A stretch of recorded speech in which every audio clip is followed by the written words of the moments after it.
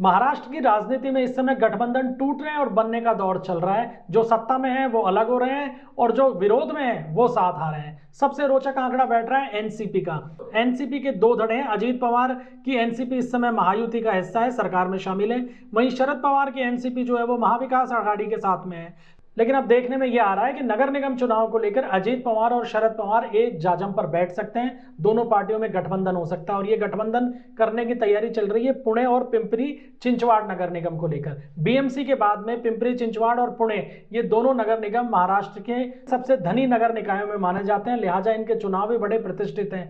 NCP का सीधा मुकाबला इन दोनों निगमों में बीजेपी से होता है, लेकिन इस बार अजीत पवार बीजेपी के साथ हैं सत्ता में, लेकिन निगम चुनाव को लेकर उनकी पटरी यानी उनका गठबंधन बीजेपी से नहीं हुआ है। लिहाजा बीजेपी को रोकने के लिए अजीत पवार और शरद पवार साथ में आ सकते हैं, पिंपरी चिंचवाड़ में भी और पुणे में भी। और बातचीत तो यहां यह चल रही है कि इस गठबंधन के सामने एक नया गठबंधन आ सकता है, कांग्रेस, उद्धव ठाकरे और राज ठाकरे का। रोचक बात यह है कि कांग्रेस ने उद्धव और राज के साथ बीएमसी के लिए इलेक्शन गठबंधन से इनकार कर दिया है, लेकिन पुणे में गठबंधन करने को कांग्रेस और उद्धव ठाकरे के अंदर आपस में बातचीत चल रही है।